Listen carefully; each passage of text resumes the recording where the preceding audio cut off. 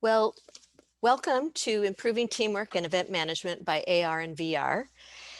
It's a pleasure to be here at IPSSV2020 to present what we are doing, and hopefully we'll hear back from you in your question and answer period.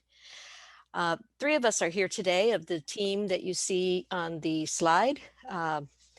Myself, Roxanne Gardner, Fernando Salvetti, and Barbara Bertagni. Rebecca Meinhardt is unable to be here with us today, but she's here in spirit. She is just simply working in her anesthesia role at Mass General Hospital.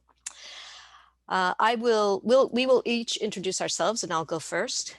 My name is Roxanne Gardner, and I'm an OBGYN physician based at Brigham and Women's Hospital and Boston Children's Hospital. I've been a simulation-based educator since 2001, and I am serving as the Senior Director of our clinical programs at the Center for Medical Simulation in Boston, and also help lead our labor and delivery teamwork courses. Barbara? Hello, everyone. I'm Barbara Bertagni, a psychologist, and my main interest is dealing with people, emotions, and communication. So working in team, involving emotions in job. With Fernando Salvetti, I'm the managing partner of LogosNet. And we developed together Uriel. And I leave Fernando saying something more. Thank you, Barbara, and hello, everybody. Very happy to be with you here. I'm talking from Turin, Italy, the northwestern side of Italy. Uriel is an enhanced reality and is a way to merge virtual and augmented reality in a place that could be a physical place or a digital place, mainly today because coronavirus. I'm an educator, and as a background, I'm a philosopher and a lawyer, and I'm mainly used to immerse myself and my students in immersive and interactive environments. So thank you again for attending our session. I leave the stage to Roxanne. Okay, next slide. So the objectives we have here today are to share with you our mnemonic for organizing a team called Name, Claim, Aim, and identify roles needed for an effective CRM strategy using rapid cycle deliberate practice, and to also share with you how we designed and how we deliver this program via an interactive visualization and AR/VR. Next. So here's our roadmap for what we hope to go through and experience today. First, we'll look at why and how to improve teamwork and event management using AR/VR. And second, we'll review the Name, Claim, Aim mnemonic and how we use the rapid cycle deliberate practice to teach it. And finally, we'll focus on designing and delivering a program using this system of enhanced interactive visualization. Next. So here we have an example of the system that we have installed at the Center for Medical Simulation, which I'll abbreviate going forward to CMS. This is the Enhanced Virtual Reality Environment Laboratory, which is known as E-Real. And we've had it for about 3 years. We've been able to use this system on a simple set of walls that have proximity sensors embedded. We don't use head-mounted displays because that can contribute to disorientation, nausea, and that sort of thing. So it's can be a little unpleasant. But in this system, we found that it can contribute enormously to helping us enhance the teamwork skills of our providers managing an obstetrical crisis. And that's an example because I'm an obstetrician gynecologist. I think it could be, and we are using it in our anesthesia courses as well. Next. So I had already alluded to the fact that we chose not to use like the Oculus or other types of head viewing systems because of the reality that there are some people who have minimal VR sickness, and then there are those that really have exaggerated symptoms and just can't work um, with those glasses. And I think it facilitates allowing people to interact together and to better work as a team.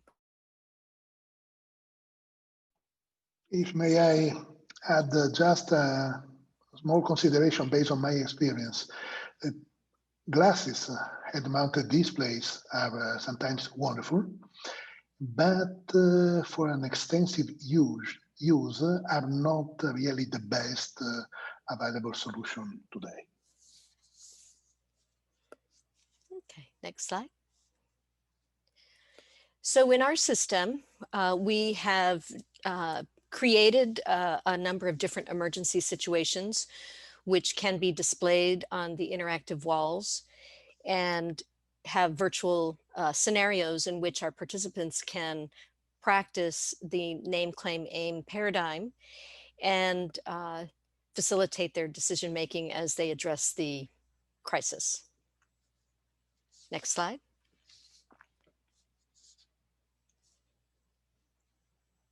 Next slide. Would you love to go through the video embedded into the slide or just skipping? Oh, yeah, go ahead. I forgot we had a video. Okay. For your Yeah, feedback. yeah. Let's go also. Yeah, you'll get an idea of what this looks like. Yeah, just allow me to share the computer sound and go. So we could do one all together, or before we all get started and doing it in small groups, or we could do one all together at the end. Do you have any preference? Let's do one all together. Okay. Right, So two numbers. that means I get to pick. So come in a little closer. So remember what I said, some of these are clinical, some of these are non-clinical, but environmental. So I'm gonna pick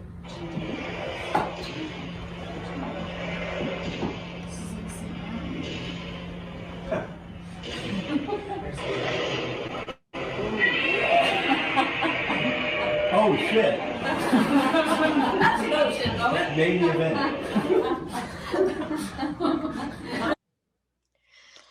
So I'll explain a little bit more about what we do in these situations. We've been working on crisis resource management training courses for decades, first starting with our anesthesiologist and then more recently extending into all the other different disciplines. Most of our participants are fairly experienced clinicians, and we do train residents as well. It's interesting, most of the older clinicians really don't have any kind of AR, VR experience. And so you saw some of the people sort of giggling as they entered and got closer into the room because they weren't quite sure what to expect. And we've chose a number of different scenarios that were not just clinical to portray the fact that we all can encounter crises in a variety of settings that are not necessarily restricted to the hospital or in the outpatient settings. And these types of paradigms for organizing a team can easily work to manage those kinds of situations. We found that one of the things that happens in managing a crisis is that it's hard to remember all of the different principles of crisis resource management. And so, oops, Fernando. As you know, David Gaba, the grandfather of simulation and healthcare team training, has created a number of different principles, depending upon which article you read. It could be 11, it could be as many as 15. And trying to remember all those skills and bring them to bear is a little bit challenging when you're also cognitively challenged with managing a crisis. So we'll talk more about the paradigm we've created, name, claim, aim, which attempts to consolidate those principles and make them a little bit more reachable. Next slide. So this is where we are in the roadmap. Next.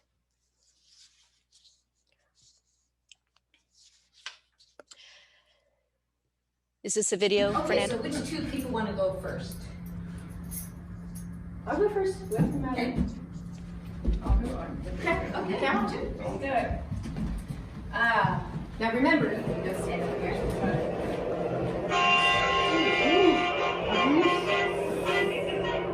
Okay. Oh, gosh.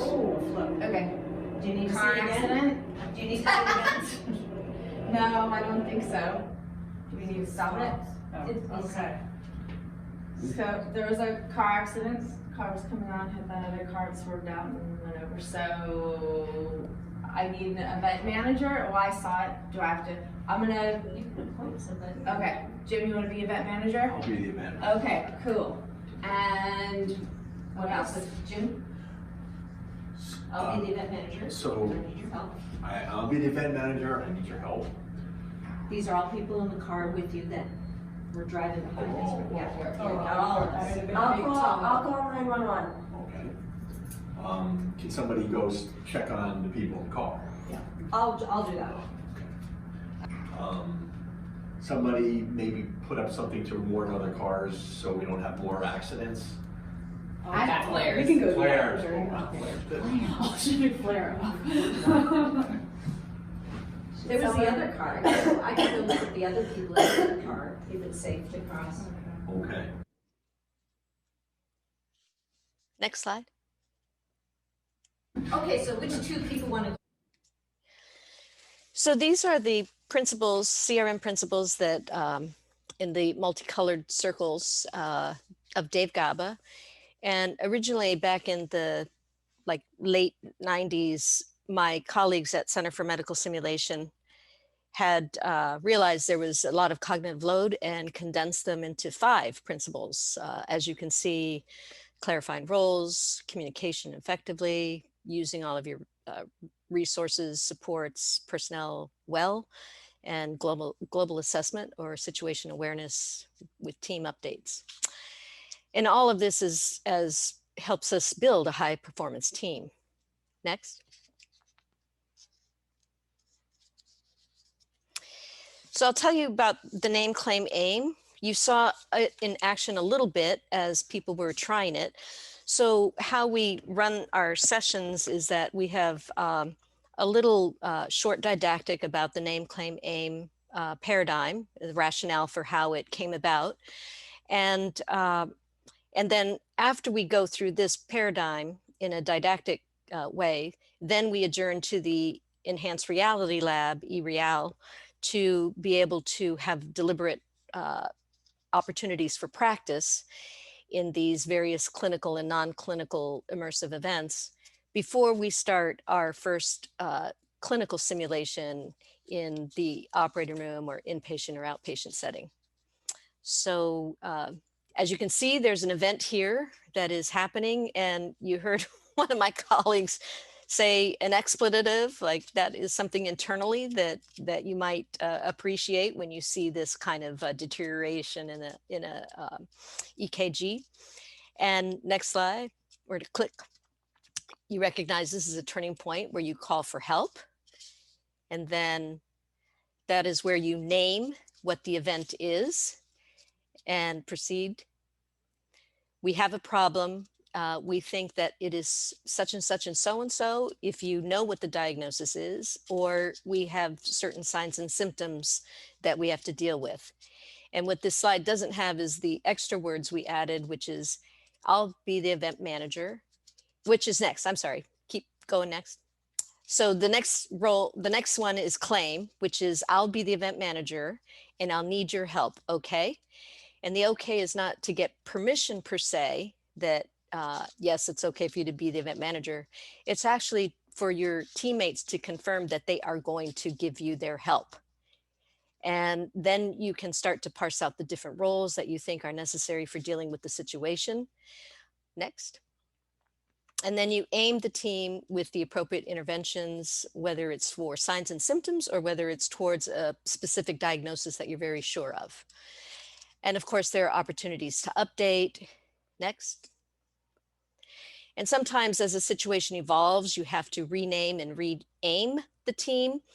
And there may be even times when roles have to switch just because somebody may have better skill-related expertise who's serving as an event manager and you don't want them doing their activity as they're trying to be an event manager. So passing on those roles needs to be done very clearly and explicitly. Next. So here it is in a sort of a circular fashion. You can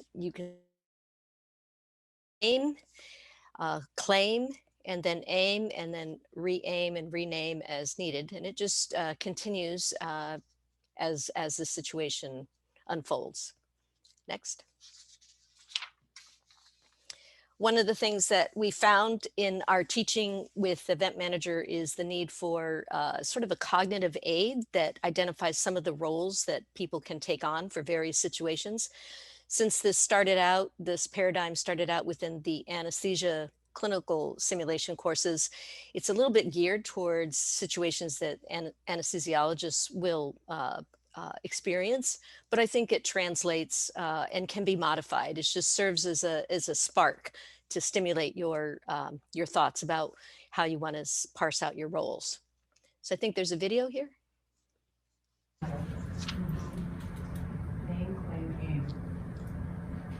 We can ask other people for what. Anybody else want want the president? Yeah. Yes.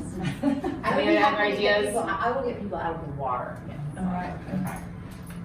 Any other ideas? Any other things that we have forgotten about? Someone I know who did this with me recommended getting the person who fights Godzilla. There's some movie Rodan. Rodan. Yeah, let's get Rodan. That's good. I thought that was Power funny. Rangers. So this Godzilla video we often use as an icebreaker just to get everybody into the moment, get everybody engaged, get them loose. They're all nervous. You hear like some giggling, and that all reflects the nerves. I think Barbara probably will comment on that. But then as we continue on and do a few more of these exercises, and with each group having little subgroups in pairs of 2, but being able to use everybody in the room as part of their team, we give everybody an opportunity to be in the hot seat per se. Next.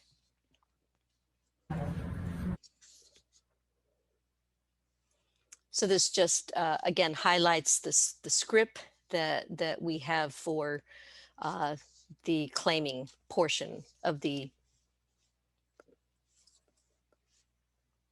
crisis. There you go. And I'll need all your help, And I need okay? all your help. Okay, so now, assign roles. Everybody out of the water. Yeah, exactly. So you will be, where are we? Who's gonna take care of the injured? I will take care of the injured. Okay, who's gonna get everybody out of the way? I will. I'll get everybody out of the way. Perfect. Do you want me to call the military and let them know that we have this? The Air Force. Air probably. Force, okay, I'll call them Air Force. So I think you'll see and appreciate the closed loop communication that we get to practice as well. So I think that's another thing that comes in to play for these exercises. Next. There you go. So again, just to recap, our clinicians are shown these short dynamic videos. They're challenged to recognize the situation and intervene rapidly with an organized team that they formed, and practice their communication skills, knowledge sharing, decision-making, etc. And taking into consideration all the critical contextual factors that, that might come into play, such as lack of time, scarce resources, and tools, and other kinds of factors that are specific to the situation. Fernanda? The EMS answer. Good. Any other ideas? Maybe we should just call CMS and tell them to be late. Okay, great. Okay, next two. Okay, sure this is, needs a partner. Okay. I need to set a console. I wanted the one that was the Van Gogh one. Can we do that one? You do Van Gogh. Okay. Oh, jeez. What's this? That's interesting. Okay.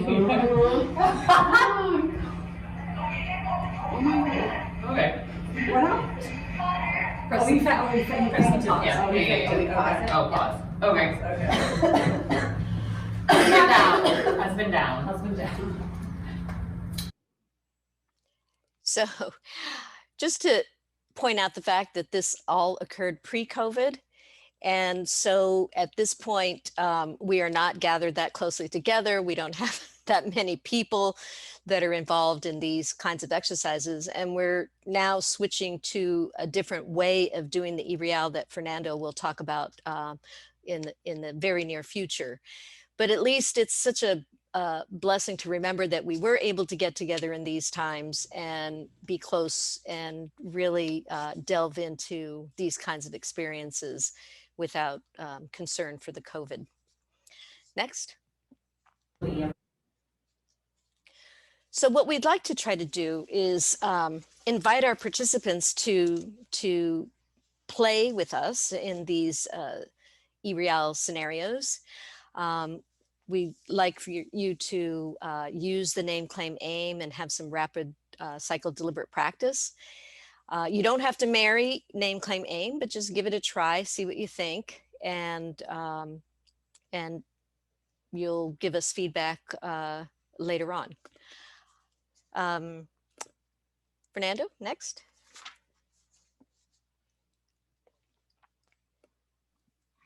Let me unmute, go out from our slides, and let's enter within the eReal online platform.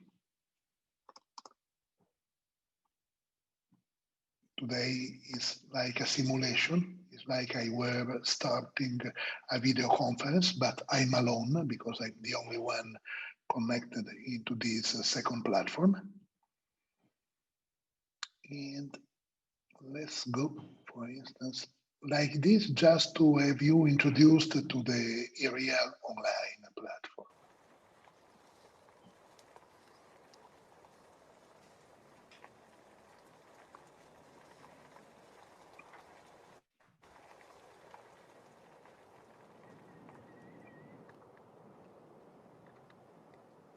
So I can leave the stage again for Roxanne, and we can start trying a name, claim, aim within the eReal platform.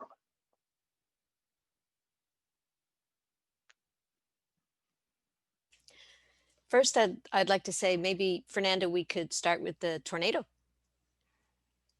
Okay. Again into the tornado.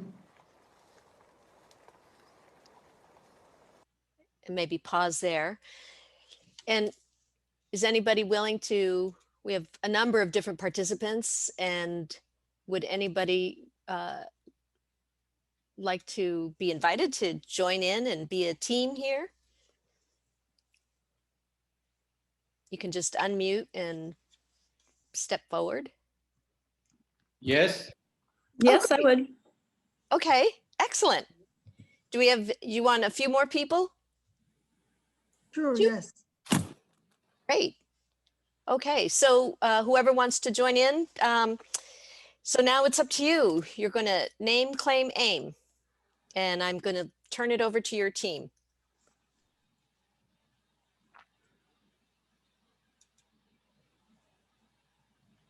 Maybe a small cognitive aid like this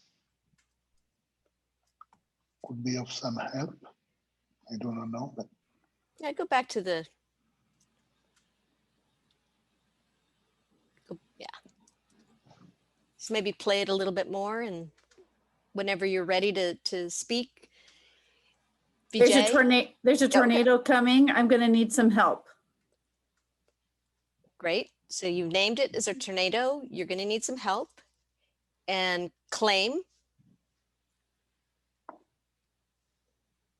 I will be the event manager. Who wants to assist me? Hi, this is Manu. I can assist you. Okay, thank you. This is Sobia. I can help you. Thank you. It's Vijay. I can help you. Thank you. Okay. Now your roles. Well, I think in a tornado, I'd be hiding in my basement.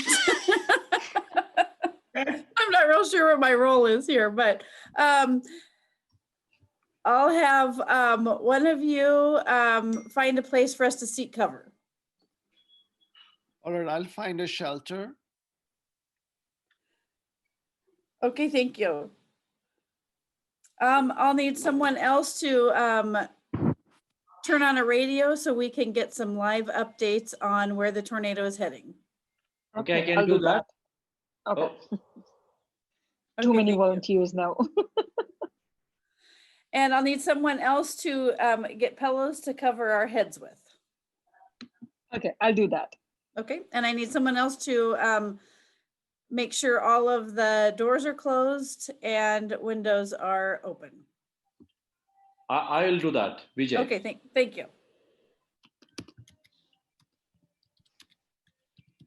And I need one more person to have their camera ready to video the tornado as it goes by. I can do that. Okay. Okay.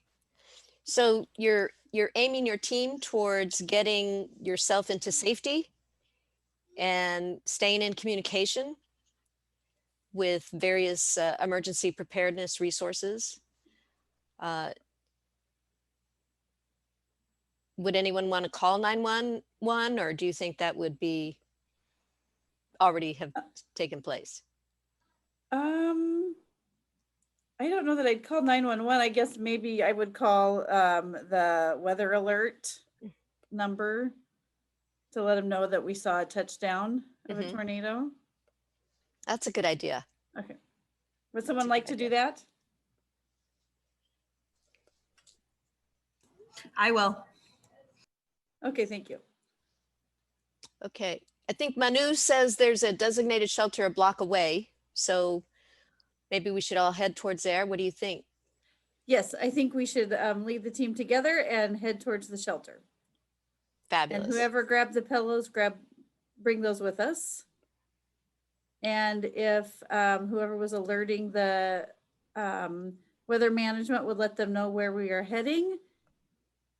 And whoever had the radio and the video camera, keep recording and keep listening to the radio. Okay, and there's some members from the team who are saying we probably should keep the windows closed too. So not sure what you had in mind with keeping them open. I don't know, you know. Tried to remember on that. I was thinking that if you close them, you had a higher chance of glass shattering. I don't know. Any tornado experts, just step forward, because we'd love to hear from you. Okay, move away from the Yes, windows. we move away from the windows, yes. Yeah. Okay. Okay, well, let's end the scenario. Okay. So for those who were so brave and kind enough to jump in and participate, what'd you think? Reactions? It was a fun way to interact. That was fun, and it reminded me I probably need to go and review our emergency management in a tornado. I know some of you may wonder, like, what is Roxanne thinking of that she chose to feature a tornado? And the reason why is that we have HealthStream or modules that all of our staff and faculty have to complete every year. And there's always a series of modules on these natural disasters and what you do in the hospital setting, or if you're in the outpatient setting. So people don't think of Boston or the Northeast as having tornadoes, but we actually had one not too long ago. They do happen. They're not as frequent as in the Midwest. And so many of the folks who are BGYN clinicians who come in and participate in these, the teams that seem to excel the most are the ones who have originally from the Midwest and have actually had to encounter and live through tornadoes. So sometimes that can be very illuminating to learn from them. So that's the rationale for why I used their tornado, and we covered Godzilla. I'm wondering, Fernando, shall we do another one? Yeah. What do you prefer? Yeah. So if anyone, yeah, Jen, I appreciate that. I hope you never do. It's very scary. You've probably seen other natural disasters, though, that are pretty scary. So if I have any other volunteers who want to select a hexagonal, is that what they are, Fernando? Yes. Yeah. A hexagonal icon, not TR1 or GD, but from the others. Please step forward and unmute and tell Fernando which one you'd like him to open.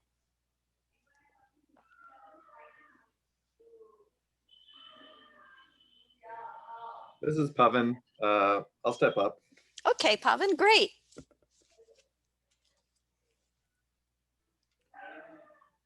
We can This try. is Bram. I'll play too. Okay, Bran, wonderful. This is Catherine. I'll play also. Okay, you got a little bit of a team here, Pavan, going. So Let's try AE. No idea what that stands for. AE. Pavan, Marjorie, I'm on your team too. Awesome. AE. AE. May I go? Yes.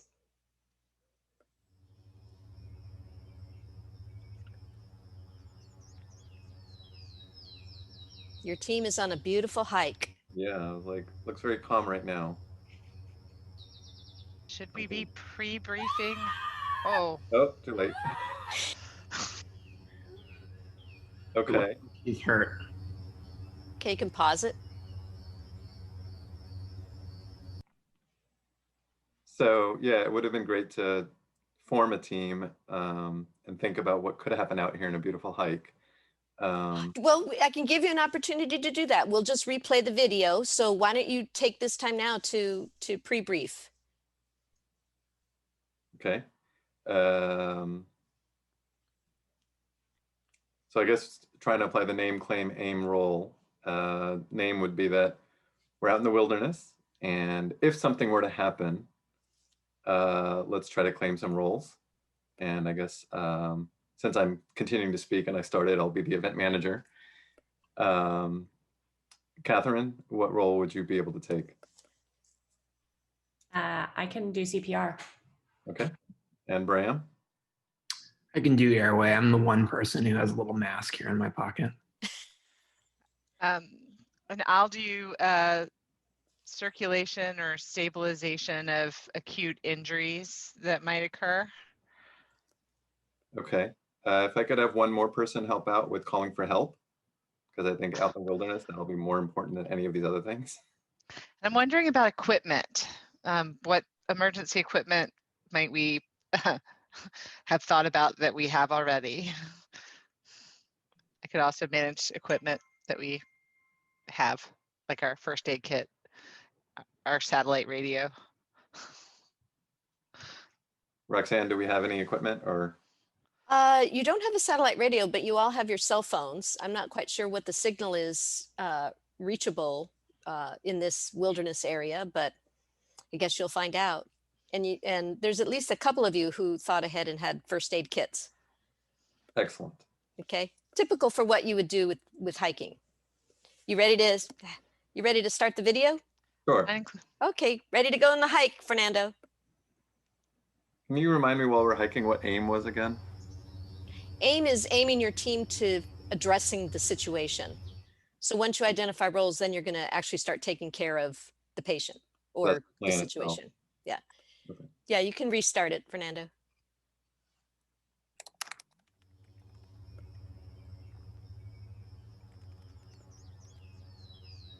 So there's water. Lots of different things could definitely happen here. Trees falling. Okay, pause it right there. So of course, being an ER doctor, I kind of look at myself as going to the foot of the bed. And if I could have the team assemble around the patient, the foot of the patient. And I guess let's start out with, we have potentially an injured patient is the situation. She's screaming. And so if we could have our team assess the situation. I'll go to the head and take airway and talk to her, try to calm her down. I can assess the circulation. Okay. And Marjorie, if you could examine the patient. Okay, so I'm trying to check out what's not in our view. Yep. You can assume she has a injured ankle. Okay, and is there, I would like to do a little further assessment. Is it pulseless? Does she have a pulse? She has a pulse. She's responsive. She's Okay. screaming. She's crying and moaning. Okay, so I am reporting back the information that we found in our assessment to the leader. The question, I guess and I'm wondering if it seems like she might not be able to walk and continue on with us. So we need a plan. Thinking the next step might be to get a plan for how we're going to get her out of here. Okay. I like Elaine and Janet's suggestions about, are we actually proximal to her, or she's like 50 feet away from us down a hill? Oh, she's right with you. She's right with, and this is one of our team members that fell and got hurt. Yeah, her name is Janet. No other injuries in our secondary survey? I think she had a little bit of a bump on her forehead, I think, if I recall. Okay. And so Marjorie, if you could call for help, can we try having someone call their phone, use their phone to call 911? I have no signal. Yeah. You have no signal. Oh, come on, Bram. So do you have someone with a different service? I have a I'll signal. try. Oh. Thank you, Catherine. And I noticed that the wound on her forehead is just a bruise, but there's actually a bleeding cut at the back of her head. So I'd like to request the team's input on what to do about that, because I think we need to try to preserve her circulation. Does she need to be in C-spine precautions? I'm not an emergency medicine person, so. I don't get any C-spine tenderness. And so at this point, I think we're going to be looking to calm her down and talk to her. And it looks like we may have a leg injury and maybe a head injury is what we're sizing this up as. And so our plan is to ensure that we're safe around us. Thank you, Elaine, for that. And access help. So Catherine, you were able to get signal. Did 911 respond to you? They did. They're going to try to get a team out here. There's nowhere to land a helicopter. So they're going to have to figure out where they can land and how far they'll have to hike in to retrieve her. Okay. Excellent. I'm going to end the scenario. Thank you very much. So what are your reactions, initial reactions?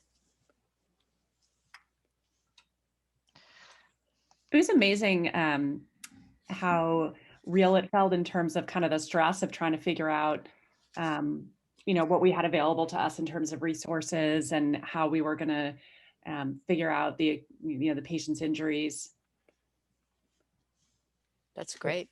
Yeah, I mean, I think I will say, commenting on the technology as well, the full screen interactive piece definitely does embed you in there and creates an element there. But I mean, it was definitely great having a team and be able to talk through it.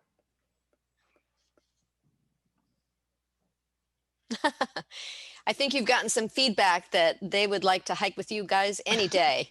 Me too.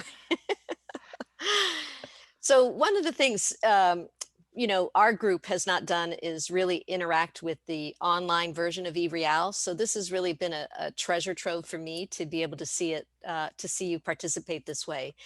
And the other thing that has been interesting for our installation at Center for Medical Simulation is that we just had such limited space that we only had 2 interactive walls that were side by side and 1 flat screen, but we still managed to get quite a bit of mileage. There are, Fernando can talk about the eReal system that's in Turin. Oh, no, Milano. That is an enormous sized room where people pre-COVID anyways could go in and really truly be immersive in 3 major interactive walls. So I'll let him talk about that really delightful experience. I'm just checking our time, Fernando and Barbara. Should we I move think on? we are on time, not late, not on late. Okay. Pretty strange to say from an Italian perspective. Usually we are late, but I think it's okay. Okay. Let me quit this online environment and let's open again the slides. Let's go with Barbara, and then I will add something more. So we're going to be talking about designing, delivering this program with enhanced virtual reality. Yeah. Thinking about how we can design a program and how we can deliver.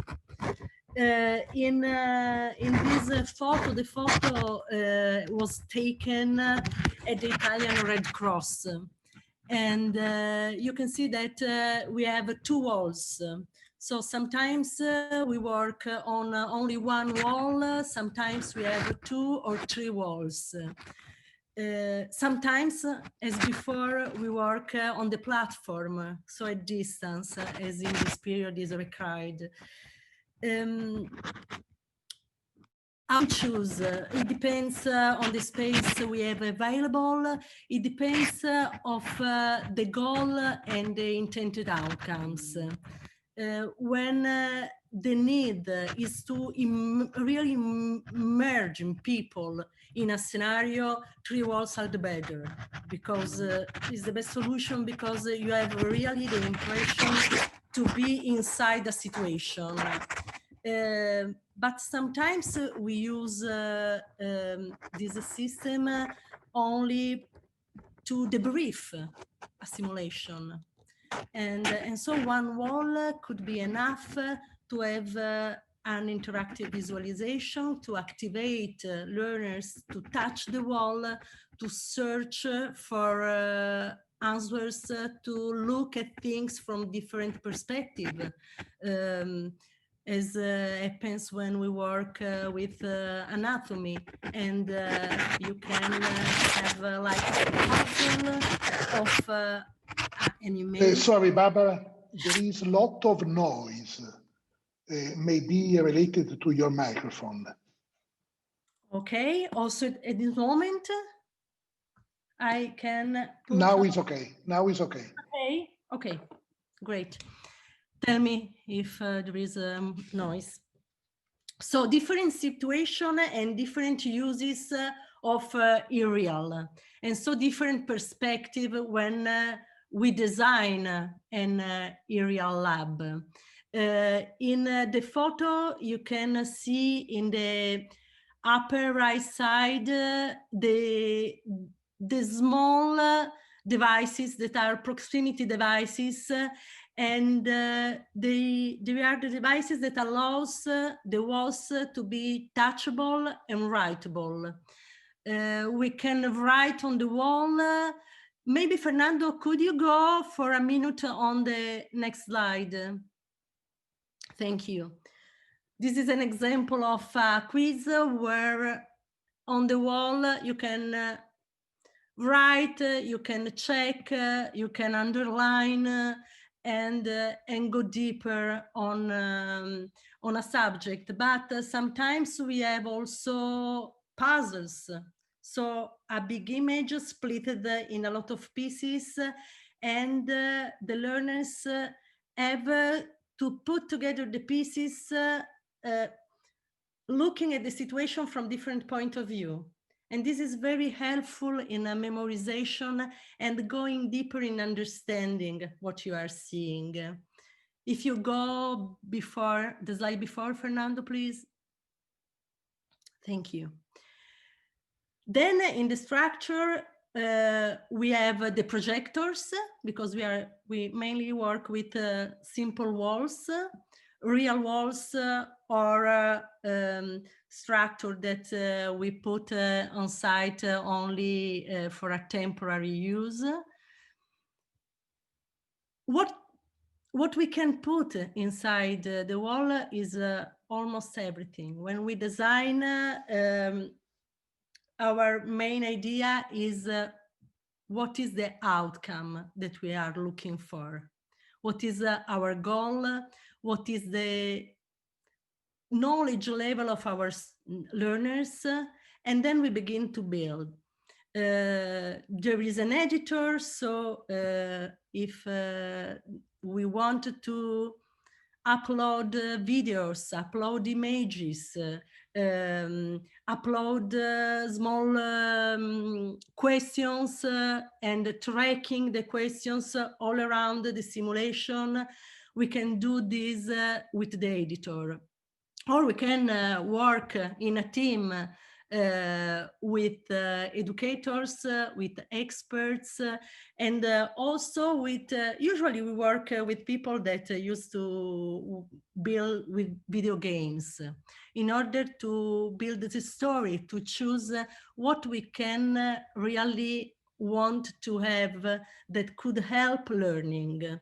In this case, you see a virtual mentor that could be an avatar or could be a real mentor that is connected from a different location.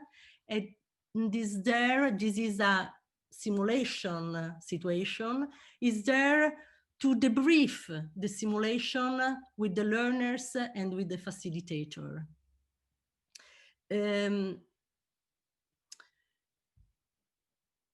On the right, you see the case studies. That is something we saw before with Roxanne. And it depends on the goal.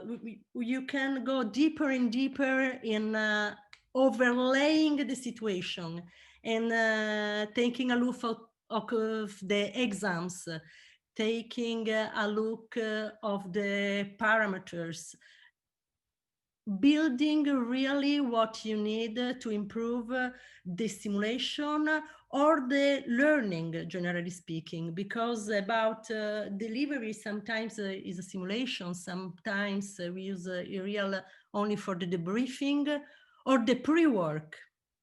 Before the simulation, 15 minutes to focus on the acquisition of a checklist, on the acquisition of something that we think is really important to practice after in the simulation. Sometimes the tool is used during the lessons to avoid to lecture learners and to put learners really into a situation where they need to be active, to activate their self, their emotions, their thinking, and to train themselves doing something really concrete. Fernando, if you want to go deeper.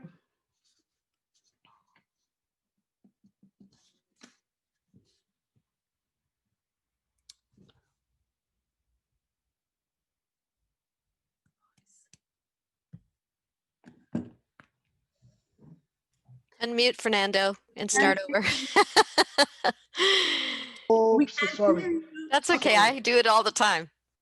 Okay, sorry. I was without my microphone. I was saying I will take not more than 3 minutes just to surf a little bit different setting, like brick and mortar, typical medical simulation setting, like this one on the very left of our slide. A portable pop-up.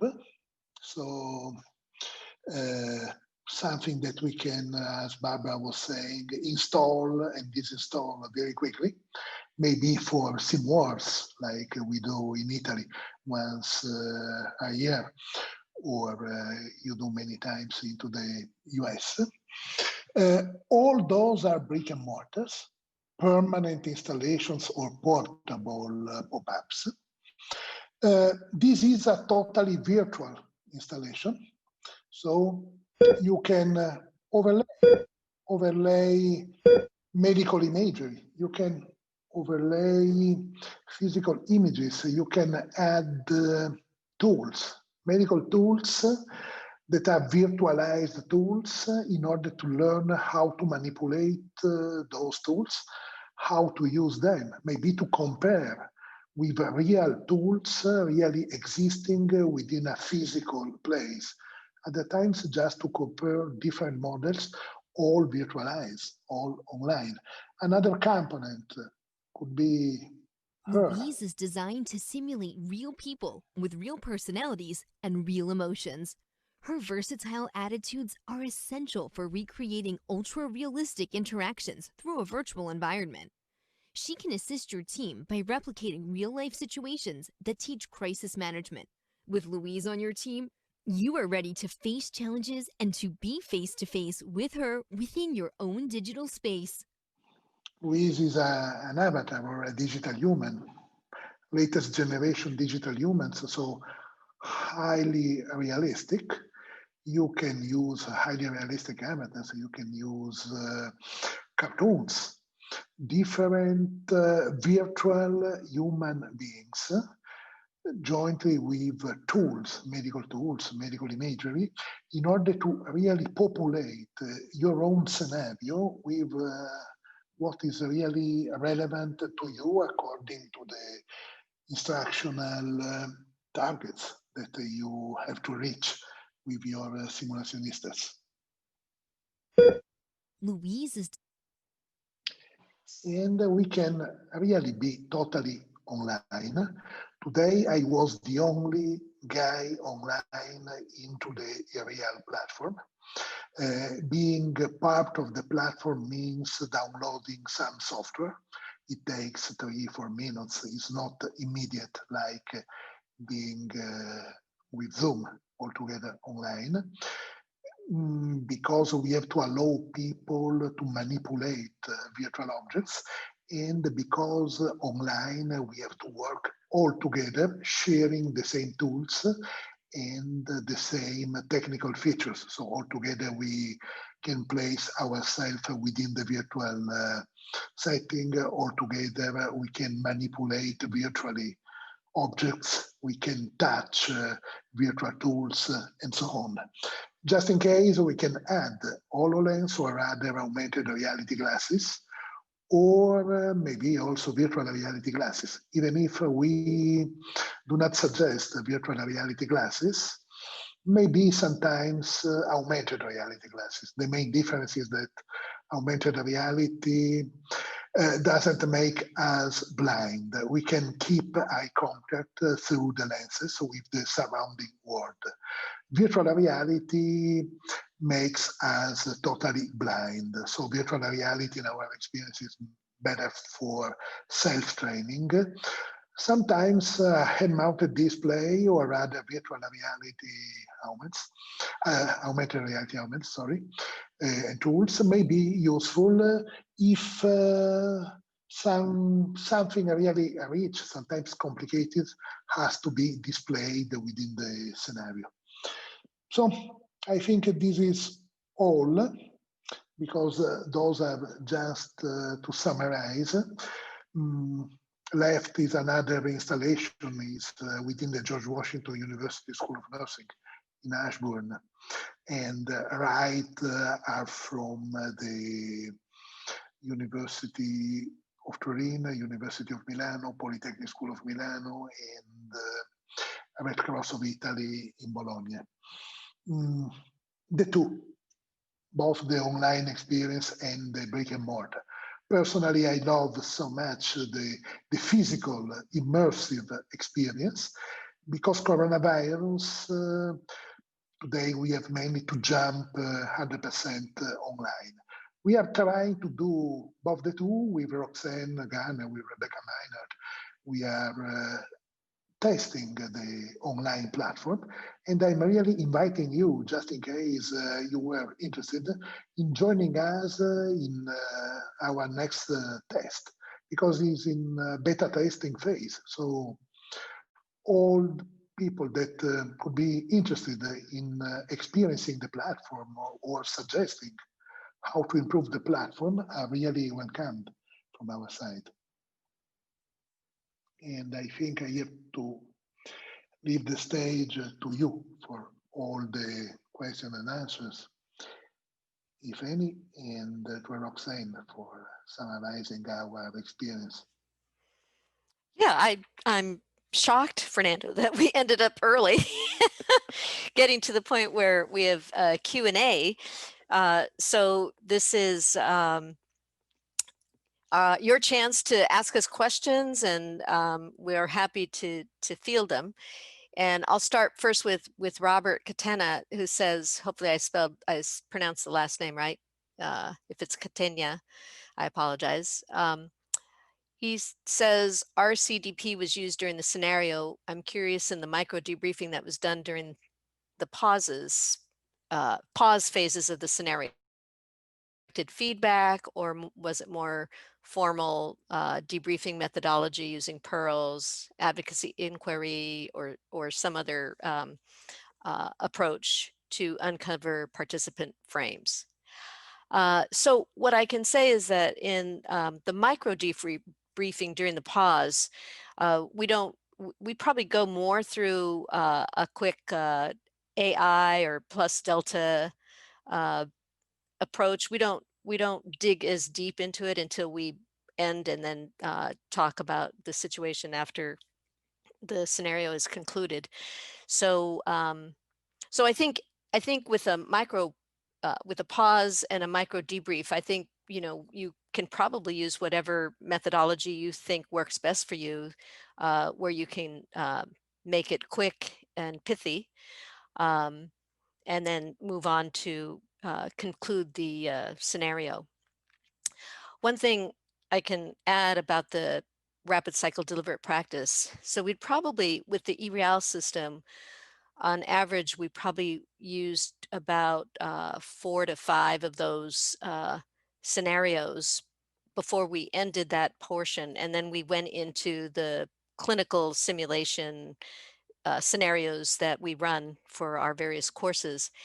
And I'm in the process now of looking through those videos and analyzing to what extent the name claim aim was used.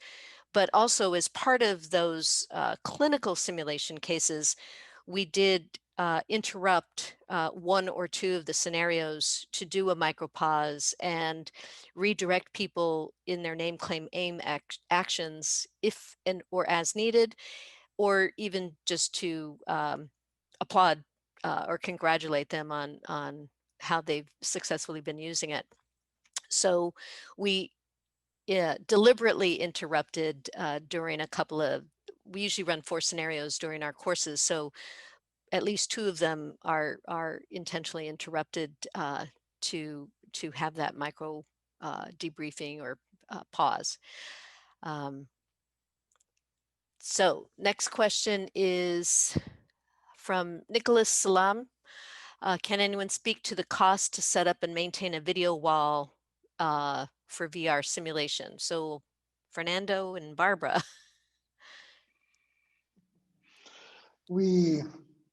Let's start from a point, a benchmark, cave. We decided to cut the cost 10, 12 times compared with a cave-like environment. In 2012, 2013, when we started figuring out how to do so, we kept the cave as a benchmark. Cave is the computer-assisted virtual environment, and let's say is the grandfather of our solution. And to do so, we started experimenting ultra short projectors and some other technicalities. I'm not talking about these today. What I can say is that the basic solution, a wall or a couple of walls, usually we rent them on a weekly, monthly, or yearly based, sometimes 3 years. And a couple of walls, the range is in between 15,000 to 25,000 US dollars. It depends on a number of technical details. It depends on the number of people that have to touch.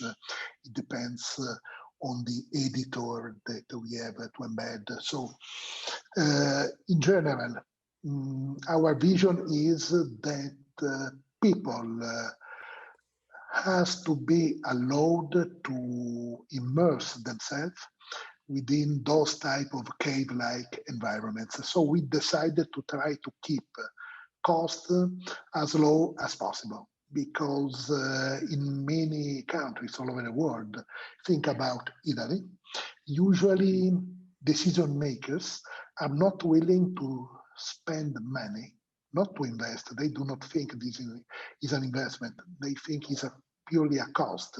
They want to pay money for education, medical simulation, STEM education, in general. So we had to keep really under control the cost. So our result is, in general, 15 to 25, approximately $1,000 till, let's say, for a big room, 4 walls, 8 projectors, a room that could be in measurement something like 12, 14 feet by 14. This type of room, let's say 3 years, is a real case. We installed one, is approximately 100,000, 120,000 US dollars to have this type of room workable for 3 years. Then contents, real comes packaged with a number of pre-recorded and pre-uploaded contents. Then if someone is willing to develop their own contents, it depends. Sometimes contents are very cheap, other times are expensive. Sometimes we develop on behalf of our client partners.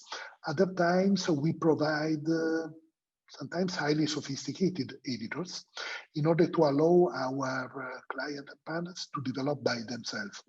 So pricing is based on understanding from our side the real use that the room is envisaged to have, and accordingly we can really answer an only and unique final pricing. Today I'm only trying to provide you with some numbers just to have some metrics and basic idea about the pricing. Fernando, there is another question for you. Can you please elaborate on the technical devices and software needed? Oh, software is easy. We usually run the brick and mortar real installation on Microsoft the 10th edition. So Microsoft Windows the 10th edition. We are running the online platform using both Microsoft Windows the 10th or Mac, because it's easier for people being allowed to jump online using both or a PC or a Mac. For a number of reasons in our brick and mortar, so the physical installations, both the portable or the permanent, we use as an operating system only Microsoft Windows the 10th edition. Then the content are made by Unity. Unity is the most powerful graphic engine available today worldwide. It's competing against Unreal 4 or the older HTML5, but Unity, in our opinion, is the most flexible one because it's allowing us to three-dimensionally design any and every content we may need, means virtual humans, medical tools, medical imagery in a dynamic way. So basically, is a Microsoft or for the online version, also a Mac operating system that is needed. Some software is the real software provided by us, patented by us, registered by us. Within the software, we may embed an editor, a simple editor, very cheap, very basic, or a highly sophisticated editor, more expensive. Technical devices are mainly proximity sensors. LiDARs means we have to create a laser curtain over the walls in order to allow the system tracking our fingers. So we transform a common wall, level 4 or level 5 finish wall, to the US buildings, into a maxi screen, but is just a wall embedded with proximity sensors that are LiDARs and with big projectors, ultra short throw projectors, means no shadows and big projection surfaces. Easy, couple of commands to control the system. Children from 3 years are able to interact with the system. We performed some tests as well as for sure adult learners because it's totally intuitive. So people are not in need to read a manual in order to learn how to interact because we are educators. We are not IT guys. So we try to keep experiences nice, involving, immersive, and interactive based on visualization and not forcing people to learn instructions about how to use the system. Are the sensors embedded in the wall or are they attached to the wall above the area of contact? We prefer attaching the sensors to the wall above or below the area of contact, better above. We can also build capacitive walls, means embedding sensors within the walls, but there are a number of reasons that are suggesting us to attach, not to embed sensors. We have 3 types of different sensors. Technicalities are sometimes quite complicated. The use is very easy. So Fernando, I just wanted to clarify for the audience participants we have here that who don't know what a level 4 or 5 wall is. It's one that is as flat of a surface as is possible. No roughness or texture to it at all, because the laser beam, as I've learned, will just bounce off and things won't display appropriately, or the touch mechanism might not activate well. So, so it's really critical to have the flattest possible surface serve as the wall. Is that correct? My understanding, Fernando? It's correct, except with a latest generation LiDAR from Japan that is allowing us to work pretty well on very bumped, let's say, walls with a lot of micro convexities or concavities. But it's really a latest LiDAR we started testing 3 months ago. Wow, so you can potentially use it on a brick wall? Today, yes. Today, wow. Yes. That's great to know. Let's see, there's a question here, follow up. Would whiteboard wall paint work? Yes, yes. Interesting. It's possible. So those are greater capabilities than the first installation we had. What I'd like to do actually, Barbara, is I know we've talked a lot about how we're using the eReal for teaching teamwork and communication for our clinicians in healthcare settings. And they also use this system in the business arena for teamwork and communication issues as well. And one of those was the train scenarios that you used with negotiation. And I was just wondering if you could share with the audience some of that work, because I think that is really fascinating. Thank you, Rox. We use this scenario that is a train running. So all the participants are in the room sitting like on a train. And at certain moment, bandits arrive and begins the taking of the hostages and the negotiation. Why building this kind of situation? Because when this is a situation we use with managers, and what this kind of simulation makes is allowing people to really live the situation also with emotions. Because we work with two different rooms in this case. One room is the train and another room is the control room of the train traffic on the rails.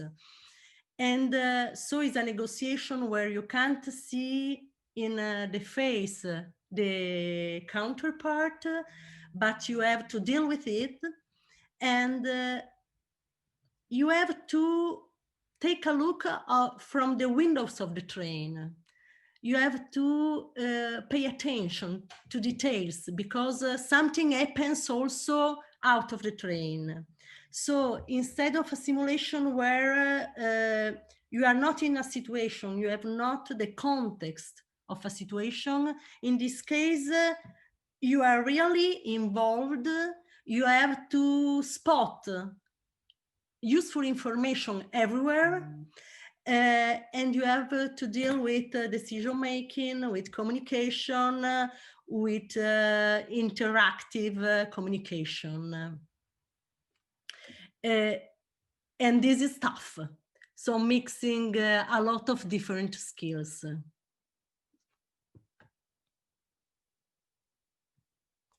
Thank you, Barbara. One of the things that I appreciate is that we didn't get a chance to talk more about the emotion.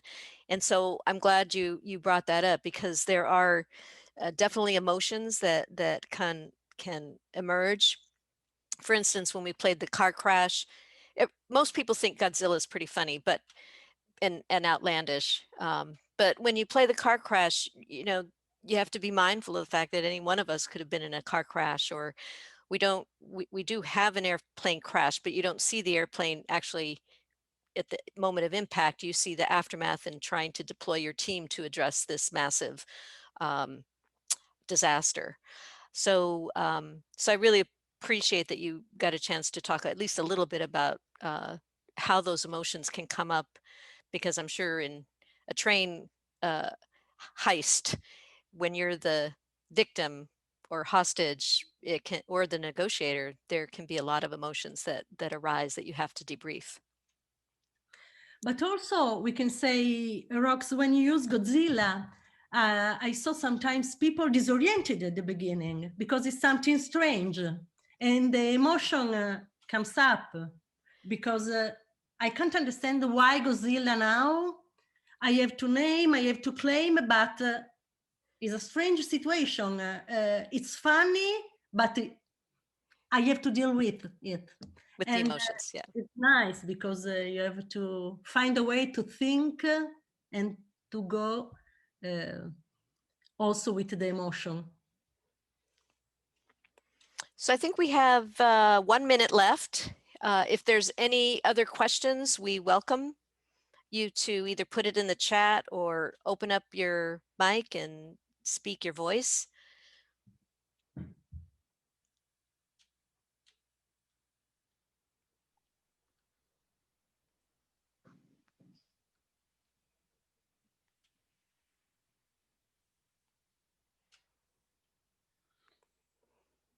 Well, thank you very much, everybody. I really appreciate all your time and attention. And for those of you who volunteered to be participants on the various teams, I really appreciate your willingness to come along on our journey and get into the name Claim AIM. Thank you very much. All the best to the